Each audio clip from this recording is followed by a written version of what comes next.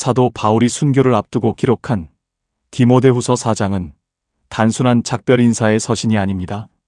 그것은 마치 성령의 환상 속에서 2026년이라는 미래를 다녀온 사람이 기록한 소름 돋는 목격담과도 같습니다. 바울은 우리가 사는 이 시대의 교회를 미리 본 듯합니다. 말씀은 홍수처럼 넘쳐나고 설교 콘텐츠는 클릭 한 번으로 쏟아지는데 정작 성도들의 삶은 조금도 변하지 않는 기이한 풍경 말입니다. 바울의 눈에 비친 미래의 성도들은 십자가의 좁은 길을 걷기보다 화려한 조명 아래서 안락함을 구하고 있었습니다. 사람들은 귀가 가려워서 자신의 죄를 지적하는 서늘한 진리는 거부하고 오직 나를 위로하고 성공을 약속하는 스승들만 찾아다니고 있었습니다. 바울이 목격한 2000년 뒤의 기독교는 죽음을 이기는 생명력을 잃은 채 그저 하나의 세련된 문화 산업이 되어 있었습니다. 오늘 우리는 C.S. 루이스의 날카로운 지성을 빌려 우리를 교묘하게 속이고 있는 이 가짜 평안과 번영 복음의 정체를 파헤치려 합니다. 바울이 차가운 감옥에서 느꼈을 그 애통한 심정으로 우리가 반드시 회복해야 할 복음의 본질이 무엇인지 하나씩 짚어보겠습니다. 결코 여러분을 정죄하려는 것이 아닙니다. 오히려 우리를 옥죄는 거짓된 굴레에서 벗어나 진짜 자유와 위로를 얻는 길을 안내해드리고자 합니다. 다시 진짜 예수님 앞에 서고 싶은 분들은 오늘 이 영상에 집중해 주시기 바랍니다. 본격적인 이야기에 앞서 이 귀한 진리의 외침이 더 멀리 퍼져나갈 수 있도록 구독과 좋아요로 함께해 주시길 부탁드립니다. 말씀 시작하겠습니다. 사도 바울이 2026년의 시공간을 넘어 우리에게 던지는 첫 번째 경고는 바로 신앙의 탈을 쓴 자아 숭배에 관한 것입니다. 바울이 로마의 어두운 감옥에서 여러분의 시대를 목격했을 때 아마 가장 먼저 가슴을 쳤던 것은 복음의 중심에 하나님이 아닌 우리 자신이 앉아있다는 사실이었을 겁니다. 디모데후서 3장 2절에서 바울이 경고했던 사람들이 자기를 사랑하며라는 말은 단순히 이기적인 사람이 된다는 뜻이 아닙니다. 그것은 신앙이라는 이름으로 나라는 우상을 숭배하는 아주 교묘한 타락입니다. 현대의 설교들은 당신의 잠재력을 깨우라거나 하나님은 당신의 꿈이 이루어지길 원하신다는 달콤한 말로 우리의 자아를 자꾸만 부풀리고 있습니다. 하지만 예수님은 분명히 말씀하셨습니다. 마가복음 8장 34절을 보면 누구든지 나를 따라오려거든 자기를 부인하고 자기 십자가를 지고 나를 따르라고 말씀하십니다. 자아를 부인하는 것은 나를 비하하는 것이 아니라 내 삶의 주권을 하나님께 완전히 양도하는 것입니다. 현대시대를 날카롭게 통찰했던 C.S. 루이스는 그에 져서 순전한 기독교에서 이렇게 말했습니다. 교만은 모든 악 중에서 가장 근본적인 악이며 하나님과 정면으로 맞서는 마음의 상태이다. 루이스의 말처럼 우리가 신앙을 통해 얻으려는 것이 결국 더 나은 나 혹은 더 성공한 나라면 우리는 하나님을 믿는 것이 아니라 하나님을 이용해 나를 숭배하고 있는 것입니다. 루이스는 또한 자아를 죽이지 않으면 그리스도 안에서 새로운 피조물이 될 수 없다고 강조했습니다. 여러분, 거울을 보듯 신앙생활을 하지 마십시오. 신앙은 거울 속에 나를 꾸미는 도구가 아니라 창문을 열어 하나님이라는 무한한 빛을 바라보는 것입니다. 한 예화가 있습니다. 어떤 사람이 길을 잃고 헤매다가 지도를 발견했는데 그는 지도가 가리키는 목적지를 보는 대신 지도의 종이 질감이 얼마나 좋은지 감탄하고 있었습니다. 지도는 목적지로 가기 위한 도구일 뿐인데 그는 그 지도를 든 자신의 모습에만 취해 있었던 것이죠. 바울 역시 갈라디아서 2장 20절에서 고백했습니다. 내가 그리스도와 함께 십자가에 못 박혔나니 그런즉 이제는 내가 사는 것이 아니요 오직 내 안에 그리스도께서 사시는 것이라. 이 고백은 나를 죽이는 고통의 선언이 아닙니다.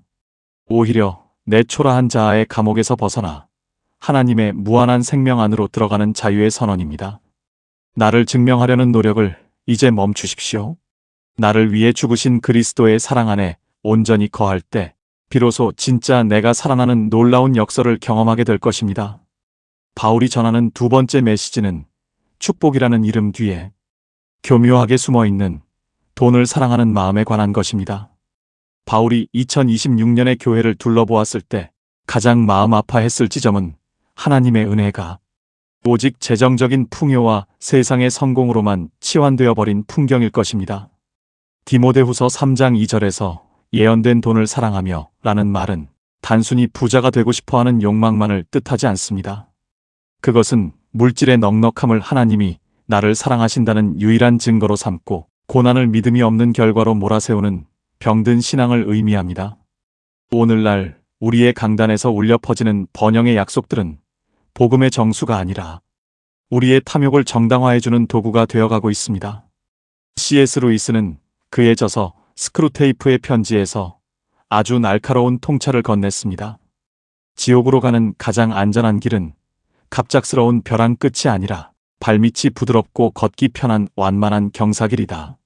루이스의 경고처럼 우리가 하나님께 구하는 것이 결국 이 땅에서의 안락함과 더 많은 소유라면 우리는 하나님을 경배하는 것이 아니라 재물을 신뢰하는 것입니다. 하나님은 우리의 필요를 아시는 분이지만 소유 자체가 신앙의 목적이 되는 순간 복음은 생명력을 잃고 세속적인 계약으로 전락합니다. 바울 역시 빌립보서 4장 12절에서 고백했습니다. 나는 비천에 처할 줄도 알고 풍부에 처할 줄도 알아. 모든 일에 처할 줄 아는 일체의 비결을 배웠노라고 말입니다. 그 비결은 바로 자족입니다. 자족은 상황에 굴복하는 포기가 아니라 하나님 한 분만으로 내 영혼이 이미 충분하다는 우주적인 선언입니다. 한 가난한 청년의 이야기가 있습니다. 그는 매일 하나님께 부자가 되게 해달라고 울며 기도했습니다. 그러던 어느 날 그는 성령의 조명 아래 자신이 매일 마시는 공기와 태양빛 그리고 무엇보다 나 같은 죄인을 위해 죽으신 그리스도의 십자가가 이미 어마어마한 자산이라는 사실을 깨달았습니다. 그 순간 그의 갈증은 멈추었고 통장의 잔고와 상관없는 참된 평안이 그를 덮었습니다. 여러분, 세상의 숫자가 여러분의 믿음의 성적표가 아닙니다. 히브리서 13장 5절은 돈을 사랑하지 말고 있는 바를 족한 줄로 알라고 가르칩니다.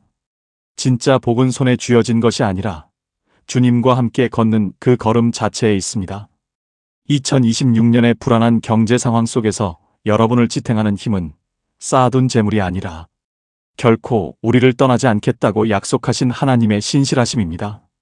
세 번째로 바울이 전하는 메시지는 겉모습은 화려하지만 속은 텅 비어버린 껍데기 신앙에 관한 것입니다. 2026년의 교회는 그 어느 시대보다 세련되었습니다. 압도적인 영상미와 감동적인 찬양, 그리고 빈틈없는 예배 시스템까지 겉으로 보기에는 완벽한 경건의 모양을 갖추고 있습니다. 하지만 디모데후서 3장 5절의 말씀처럼 그 속에는 경건의 능력이 완전히 말라버린 풍경이 가득합니다. 경건의 능력은 예배당의 화려한 조명 아래서가 아니라 아무도 보지 않는 일상의 현장에서 예수님의 성품을 드러내는 데서 나타나기 때문입니다. C.S. 루이스는 그의 저서 스크루테이프의 편지에서 악마의 입을 빌려 우리에게 소름 끼치는 경고를 던집니다. 인간들이 종교적인 감정에는 흠뻑 젖어 있게 하되 그 감정이 실제적인 행동으로 이어지지만 않게 한다면 우리의 승리다. 루이스의 통찰처럼 우리가 예배 시간에 흘리는 눈물과 뜨거운 고백이 이웃을 향한 구체적인 용서와 사랑으로 이어지지 않는다면 그것은 그저 나를 만족시키는 감상적인 연극에 불과합니다. 진짜 경건은 예배가 끝나고 문을 나서는 그 순간부터 시작되는 것입니다. 한 예화가 있습니다. 어떤 영화 촬영장에 아주 웅장하고 아름다운 성이 세워졌습니다. 멀리서 보면 완벽한 성벽을 가졌지만 막상 그 문을 열고 들어가 보니 뒤에는 아무것도 없는 얇은 나무 판자뿐이었습니다. 비바람이 몰아치자 그 성은 허망하게 쓰러지고 말았습니다. 껍데기뿐인 신앙도 이와 같습니다. 삶의 진짜 위기가 닥치고 유혹이 찾아올 때 우리를 지켜주는 것은 세련된 예배의 형식이 아니라 내 안에 살아계신 그리스도의 능력입니다. 사랑하는 성도 여러분, 갈라디아서 5장 22절이 말하는 성령의 열매는 사랑과 희락과 화평과 오래 참음입니다. 이 열매들은 모두 우리의 성품과 관계 속에서 맺어지는 실제적인 능력입니다. 이제 화려한 포장지를 찢고 여러분의 내면을 정직하게 대면하십시오. 남들에게 보여주기 위한 거룩함이 아니라 오직 주님만 아시는 진실한 순종을 시작하십시오. 지금 댓글창에 작은 순종으로 경건의 능력을 갖추겠습니다라고 선포하며 여러분의 결단을 남겨주세요. 그 짧은 문장이 여러분의 삶을 껍데기에서 알맹이로 바꾸는 위대한 시작이 될 것입니다.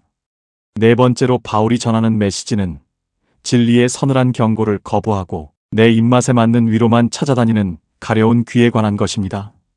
2026년의 성도들을 보았을 때 가장 위태로워 보였던 것은 우리가 신앙을 마치 쇼핑하듯 소비하고 있다는 사실이었습니다. 디모데후서 4장 3절에 기록된 것처럼 사람들은 바른 교훈을 받지 않습니다. 대신 귀가 가려워서 자기의 사욕을 만족시켜줄 스승들을 산더미처럼 쌓아두고 있었습니다. 유튜브의 알고리즘은 우리가 듣고 싶은 이야기만 골라 보여주고 우리는 내 죄를 지적하는 설교는 건너뛰며 오직 나를 긍정해주는 목소리에만 머물고 있었습니다. C.S. 루이스는 그의 저서 고통의 문제에서 하나님은 우리가 평안할 때는 속삭이시지만 우리의 양심이 무뎌질 때는 확성기를 대고 소리치신다고 말했습니다. 그 확성기 소리는 때로 우리의 자존심을 꺾고 숨겨둔 죄를 드러내기에 몹시 아프고 불편할 수 있습니다. 하지만 루이스가 강조했듯이 기독교는 우리를 단순히 기분 좋게 위로하기 위해 존재하는 것이 아닙니다. 복음은 우리를 처음부터 다시 만들기 위해 찾아옵니다. 다시 만들어지는 과정은 반드시 기존의 나를 부수는 파괴와 통증을 동반합니다. 낡은 건물을 허물지 않고는 결코 그 자리에 튼튼하고 새로운 집을 지을 수 없는 것과 같습니다. 한 시골 마을에 의사가 있었습니다. 아이들이 주사기가 무섭다고 울며 사탕만 달라고 떼를 써도 진짜 의사는 아이를 살리기 위해 끝까지 쓴 약을 먹이고 아픈 주사를 놓습니다. 만약 아이가 떼를 쓴다고 해서 사탕만 주었다면 그 아이는 결국 병을 고칠 수 없었을 것입니다. 지금 우리의 영혼에 정말로 필요한 것은 내 자아를 부풀려주는 달콤한 사탕이 아니라 영원한 생명을 얻게 하는 진리에 쓴 약일지도 모릅니다. 사도행전 2장 37절을 보면 베드로의 설교를 들은 사람들은 마음이 찔려 우리가 어찌할꼬 하며 통곡했습니다. 그 찔림과 통곡이 있었기에 그날 3,000명이 회개하고 살아나는 기적이 일어난 것입니다. 여러분, 이제 가려운 귀를 닫고 하나님의 서늘한 공의 앞에 여러분의 벌거벗은 영혼을 내어놓으십시오. 나를 긍정하는 소리보다 나를 책망하시는 주님의 깊은 사랑에 정직하게 응답하십시오. 그때 비로소 가짜 평안이 아닌 진짜 치유와 영원한 자유를 경험하게 될 것입니다. 마지막 5번째 메시지는 지식은 넘쳐나지만 정작 진리에는 이르지 못하는 배움의 함정에 관한 것입니다. 2026년의 세상은 우리의 손바닥 안에 온 세상의 지혜가 담겨 있는 시대입니다. 스마트폰만 열면 세계 최고의 설교가 쏟아지고 성경 공부 콘텐츠들이 홍수처럼 밀려오고 있습니다. 하지만 디모데후서 3장 7절의 말씀처럼 우리는 항상 배우나 끝내 진리의 지식에 이르지 못하는 기이한 현상에 빠져 있습니다. 지식의 양이 곧 신앙의 깊이라고 착각하며 정작 내 삶을 바꾸는 단 한 걸음의 순종에는 인색한 모습입니다. 지식은 머리에 머물라고 주신 것이 아니라 손과 발로 내려가 삶이 되라고 주신 것입니다. C.S. 루이스는 실질적인 기독교인의 삶에 대해 이렇게 조언했습니다. 기도에 대해 책을 100권 읽는 것보다 단 5분이라도 진심으로 무릎을 꿇는 것이 진리에 훨씬 가깝다. 루이스의 말처럼 신앙은 머리로 분석하는 연구 대상이 아니라 온몸으로 살아내야 할 실제입니다. 여러분이 유튜브 영상을 보며 고개를 끄덕이고 좋은 말씀이라며 공유하는 그 행위 자체에 안주하지 마십시오. 야고보서 1장 22절은 우리에게 강력하게 경고합니다. 너희는 말씀을 행하는 자가 되고 듣기만 하여 자신을 속이는 자가 되지 말라고 말입니다. 성경을 많이 아는 것으로 자신을 속이지 마십시오. 한 항해사의 예화가 있습니다. 그는 평생 육지에 앉아 항해술에 관한 모든 이론을 섭렵했습니다. 그는 스스로를 최고의 항해사라고 믿었습니다. 하지만 정작 거센 풍랑이 몰아치는 바다 위에서 키를 잡아본 적은 단 한 번도 없었습니다. 어느 날 배를 타고 바다로 나갔을 때 작은 폭풍이 불어오자 그는 당황하기 시작했습니다. 머릿속의 지식은 파도처럼 요동쳤지만 그의 손은 키를 다루는 법을 몰랐습니다. 결국 그는 모든 이론을 알고도 배를 침몰시키고 말았습니다. 실천이 없는 신앙은 풍랑 속에서 가라앉는 배와 같습니다. 사랑하는 동역자 여러분, 이제 성경 읽기 진도율에 안심하지 마십시오. 여러분의 영혼을 진짜로 살찌우는 것은 지식의 소비가 아니라 지식의 순종입니다. 오늘 읽은 단 한 구절의 말씀이라도 여러분의 일상 속에서 정직한 실천으로 옮겨질 때 비로소 진리는 여러분의 삶에서 살아 움직이기 시작할 것입니다. 진리는 구경하는 유물이 아니라 여러분의 생명을 걸고 살아내야 할 실제입니다. 사랑하는 동역자 여러분, 사도 바울이 감옥에서 디모데후서를 기록할 당시 그 애통함은 결코 절망이 아니었습니다. 오히려 이 어두운 시대 속에서도 끝까지 무릎 꿇지 않는 7,000명의 남은 자들이 바로 여러분임을 확신했기에 다시 소망의 편지를 띄운 것입니다. 디모데후서 4장 7절에서 바울은 이렇게 고백했습니다. 나는 선한 싸움을 싸우고 나의 달려갈 길을 마치고 믿음을 지켰다고 말입니다. 이 고백은 바울 한 사람의 것이 아니라 오늘 이 영상을 통해 다시 십자가를 붙드는 여러분 모두의 고백이 될 것입니다. 시대가 변하고 복음의 형태는 변질되어도 하나님의 사랑은 결코 변하지 않습니다. 하나님은 여러분이 완벽하기를 바라시는 것이 아니라 정직하기를 바라십니다. 오늘 우리가 함께 짚어본 5가지 경고는 여러분을 정죄하기 위한 덫이 아니라 여러분을 다시 살리기 위한 생명줄입니다. 자아를 내려놓고 돈보다 하나님을 의지하며 모양보다 능력에 집중하십시오. 가려운 귀를 닫고 진리의 귀를 기울이며 아는 만큼 살아내는 그 작은 한 걸음이 여러분의 가정과 공동체를 다시 살릴 것입니다.